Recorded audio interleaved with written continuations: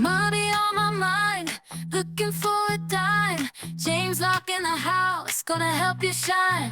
Welcome to the Poole Locke YouTube channel. I'm James Locke. Today we're going to answer some of the Ask James questions of the day. We have this first question from Trevor, who says, I'm a few years out from retirement. Do you think I should consider bond funds? All right, Trevor. Well, I'm not a big fan of bond funds. And the reason is because bond funds have a lot more risk than bonds. Now, I've said before, when you own a bond, you get an interest payment that's contractual. The dollar amount on the payment is contractual. And when the bond matures, assuming there's no bankruptcy, or default, you get the full face amount of that bond paid back to you. So you know exactly what you're going to earn, and there's no default or bankruptcy if you have, a portfolio of individual bonds. Now, if you own a bond fund, right, neither such guarantee exists. With bond funds, the interest payments you get can and will fluctuate, and there's no maturity date. There's none. There's no point at which it pays back a fixed amount. So that means the two guarantees that make a diversified bond portfolio, Trevor, attractive to retirees and people approaching retirement, both those guarantees are off the table when it comes to bond funds. In fact, if you were to go and study to become a financial advisor, then you would quickly learn that the definition of a bond mutual fund is the stock of a company that invests or owns bonds, right? Let me say that one more time. The stock of a company that owns bonds. It even sounds riskier, right? This distinction becomes particularly important when you're just a few years from retirement, like you mentioned, Trevor. At this stage, predictability of income and preservation of capital should be moving higher on your priority list. Individual bonds give you that certainty. You know exactly when you'll get your principal back and how much interest you'll receive along the way. That kind of predictability can be invaluable for retirement planning. Now, I do understand the appeal of bond funds. They're convenient, professionally managed, and often has instant diversification. But remember that when interest rates rise, bond fund values fall, and there's no guarantee those values will ever fully recover. With individual bonds, as long as you hold to maturity, those interim price fluctuations don't matter nearly as much. So if you have a choice and you could do a diversified portfolio of individual bonds, I would take that any day over bond funds, providing that you've got $100,000 or more to cost effectively diversify.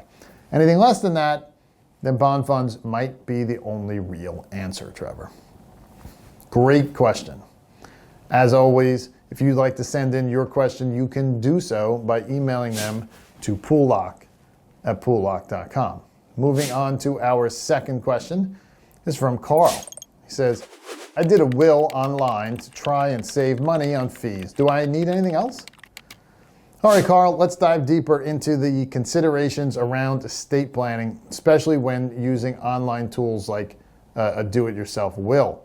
You mentioned you've completed a will online to save fees, which is a common approach for many people. However, there are a few crucial aspects beyond just having a will that you need to consider, especially as you're looking towards retirement and ensuring your assets are protected with reduced risk and volatility. Firstly, having a will is essential for outlining how your assets should be distributed after your passing. It's a foundational document, but as we discussed in previous videos, it's just one piece of the puzzle. You also need a durable power of attorney, which appoints someone to manage your financial affairs if you become incapacitated. This ensures that bills can be paid, investments managed, and your financial life continues smoothly even if you're unable to act.